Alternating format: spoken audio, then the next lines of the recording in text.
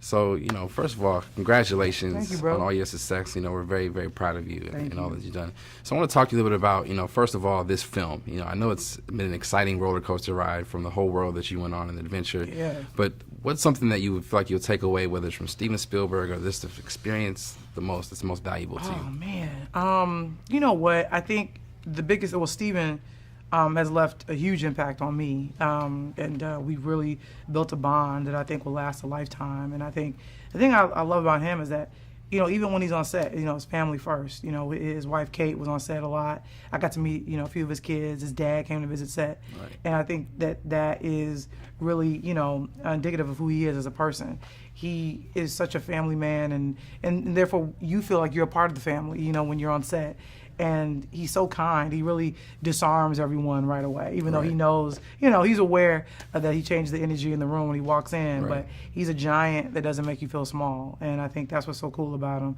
And that's what I hope to, be, is to be someone that has a wonderful library of work, but also that doesn't intimidate folks, when they walk into a room. And he's just great. He's such a wonderful human being. Absolutely. Talk about that, because you mentioned family and the aspects of just feeling welcomed and comfortable and just being disarmed by him.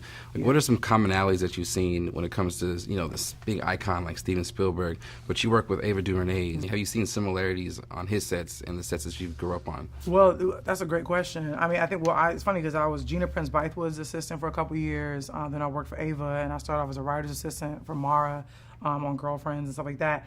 I think that, here's the thing. I think about all these people is that they have great leadership qualities, and that, which is not easy. Right. Because when you're leading the charge, that means that when things go wrong, there's no one to look at for help. You got to kind of fix it, and you got to do it in a way that that your team doesn't get scared. And that's what they do. They always have cool heads. I think that's the running theme. Even when things are crazy, they're calm, in the eye of the storm. And Absolutely. I think that's the thing I picked up on, which isn't always fun, because I've sort of stepped into a bit of a leadership role on The Shy and other things I'm working on.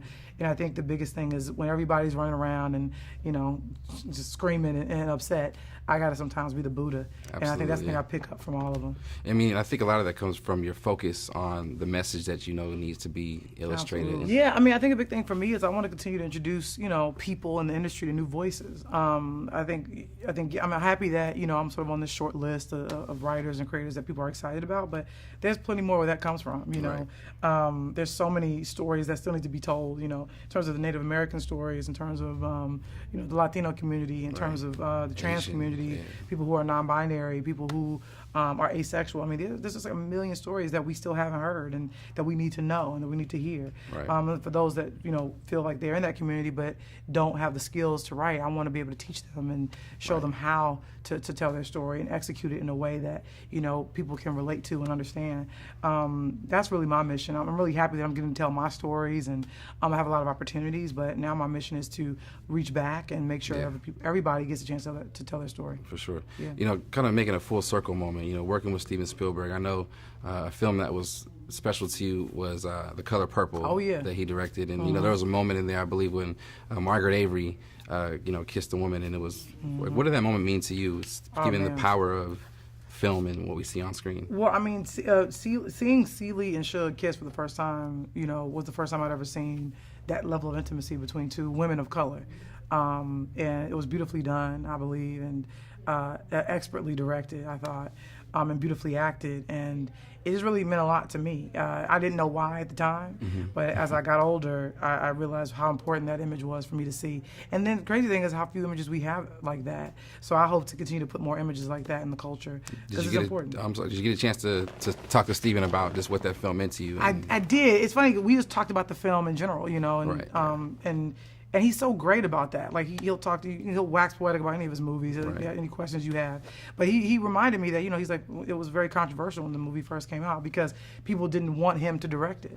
And I think what's so special about the movie is that he brought a level of joy and light and beauty to that movie, because I think some people may look at, this is kind of a depressing story, but actually when we think of it, I think I have only happy and fond memories of it, because Right. I think he really focused a light on the power of black women coming together and bonding and really and rising up as a people. And the end of that movie still gets me every time, Yeah.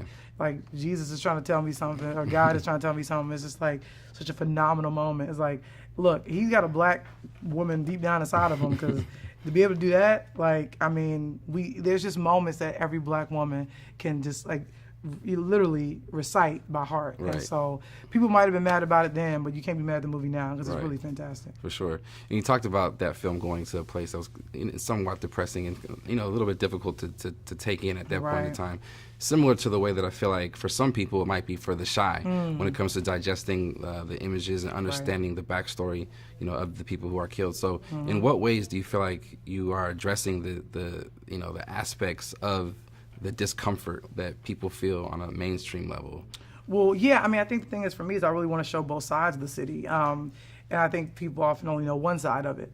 And I think because I grew up there and my family's still there, I just know that there's a level of joy and community. And I felt like I grew up in a village, you know, a loving village. And For sure. I don't people don't think of that when they think of the south side of Chicago, but that's, you know, that was my experience. And I really want to show that, to see the elders and the kids and, you know, and the OGs, you know, that's the part of Chicago that I know really well. And I'm glad that, you know, people are embracing the stories that we're telling. It really is.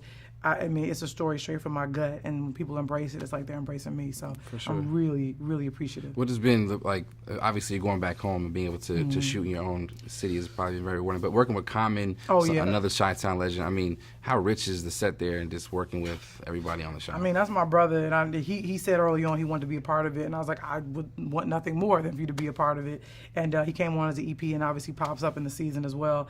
I mean, it's just so great. I mean, Chicago's the kind of place where if you're from there and you go do anything of note, they're like, thank you, we appreciate you, we support you, we love you. Even if you don't do anything of note, they love you and embrace you when you come home. And I love the city, obviously, and I'm really proud to be from there. And so is Common, so is Chance, Jennifer Hudson. You know, I think our city is richer than people give it credit for, and I think we just kind of want to show that side of it. So it's always nice to go back home and to bring, you know, and also pour some money into the city and to get people working. It's a really beautiful thing. Yeah, for sure. We thank you for your time. Look forward to a lot more of your work in the future. You're going to get it, man. Stay tuned. Thank you. Appreciate your brother. time. Thank you, man. So good to meet you.